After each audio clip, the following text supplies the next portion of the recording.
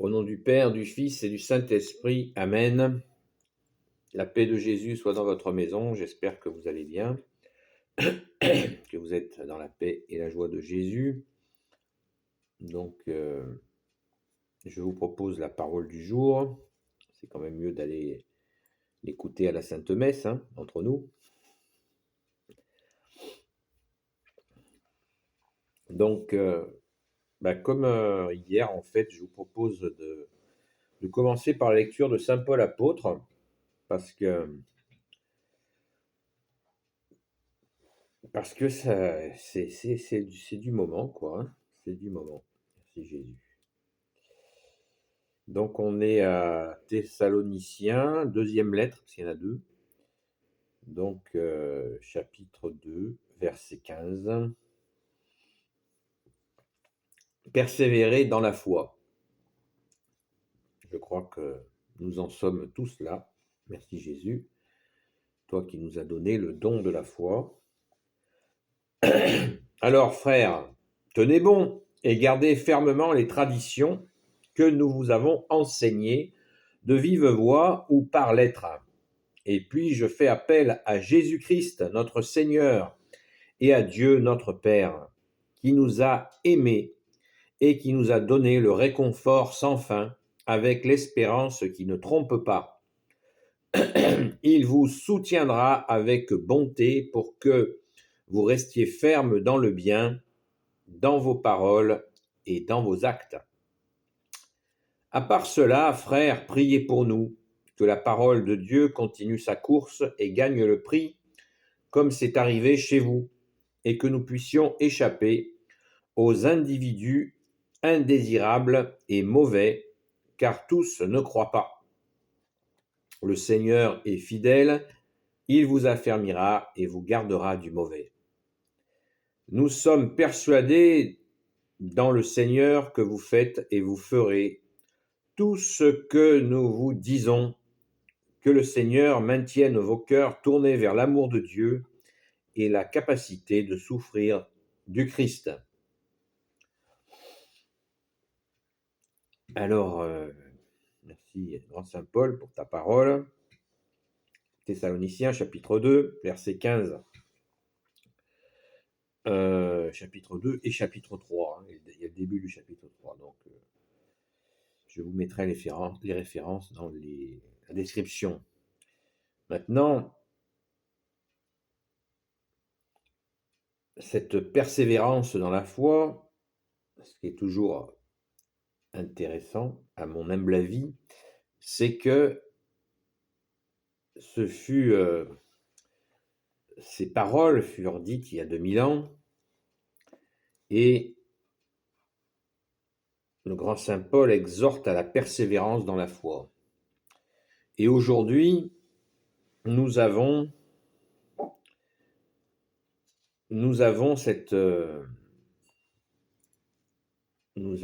des attaques contre la foi, la sainte foi catholique, qui sont nombreuses, et nous avons besoin d'entendre le grand Saint Paul qui nous dit de persévérer.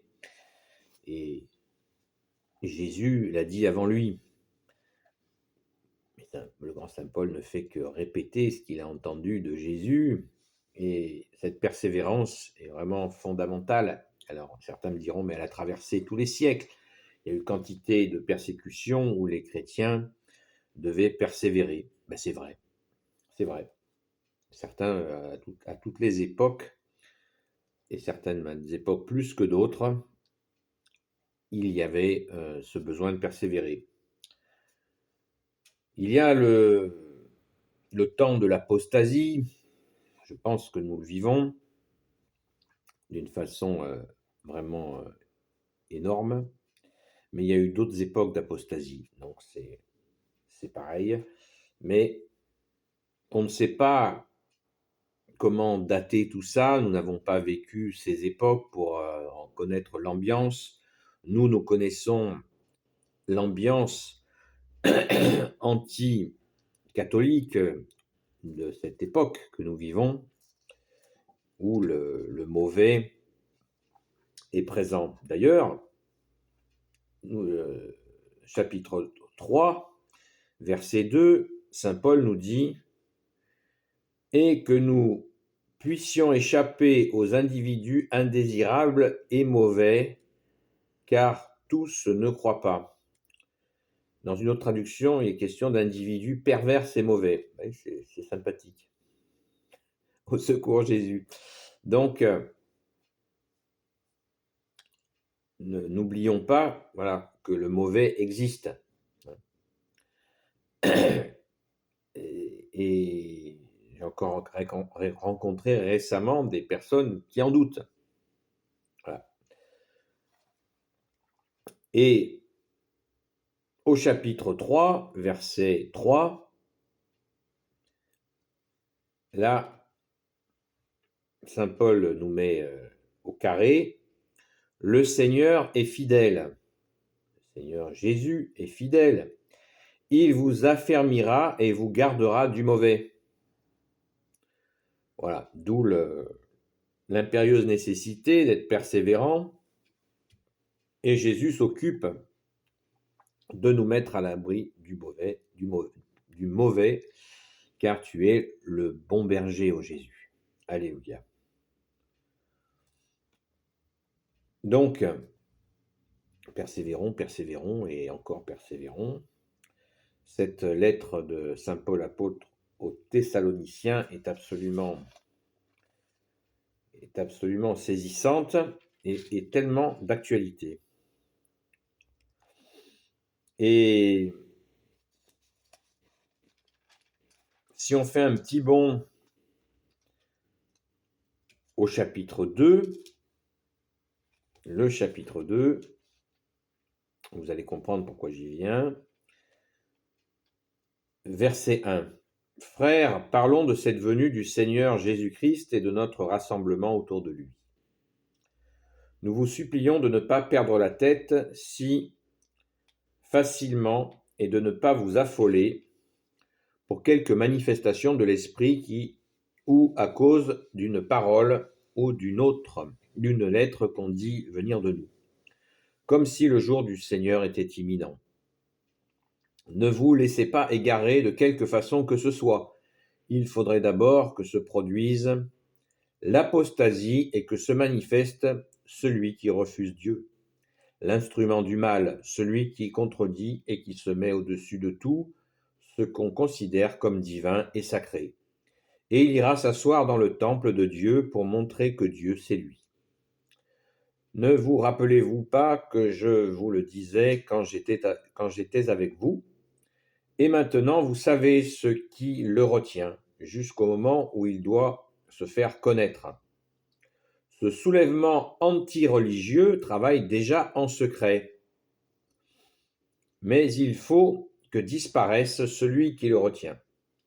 Alors se fera connaître l'adversaire de la religion, que le Seigneur doit balayer de son souffle, et il le jettera à terre quand lui aussi viendra et se montrera.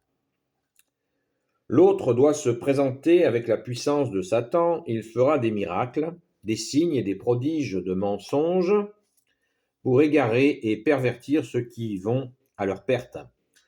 Tous ceux chez qui l'amour de la vérité n'a pas trouvé place, et ils auraient été sauvés. C'est bien pourquoi Dieu leur adresse ses forces de mensonge, et ils croiront aux mensonges. Ainsi seront punis ceux qui n'ont pas cru à la vérité parce que le mal leur plaisait. Mais pour vous, nous devons rendre sans cesse à Dieu des actions de grâce. Oui, frères bien-aimés du Seigneur, Dieu vous a choisis pour être les premiers de ceux qu'il sauve grâce à la vraie foi et à l'Esprit qui sanctifie. Aussi vous a-t-il appelés par le moyen de notre évangile, pour la gloire de Jésus-Christ, notre Seigneur, devienne vôtre. Pour que la gloire de Jésus-Christ, notre Seigneur, devienne vôtre. Donc, vous voyez cette lecture du jour, eh bien, j'ai regardé le chapitre 2 à son début, d'où l'importance d'avoir une Bible en main et une bonne Bible. Je précise, je vous conseille à nouveau la Bible des peuples et bravo à ceux qui l'ont commandé, ils en sont ravis et merci de leur témoignage. Donc, quand on lit le persévérer dans la foi au verset 15 du chapitre 2 et qu'on n'a pas lu le début du chapitre 2, eh bien, c'est dommage. C'est pour ça que je vous ai fait présenter les choses ainsi, pour que nous aider, moi aussi bien sûr, à prendre conscience que les chapitres sont importants, il faut y revenir. Parce que quand Saint Paul nous dit il faudrait d'abord, au verset 3, chapitre 2, verset 3, il faudrait d'abord que se produise l'apostasie et que se manifeste celui qui refuse Dieu. Saint Paul ne le nomme pas, mais c'est l'antéchrist. Voilà.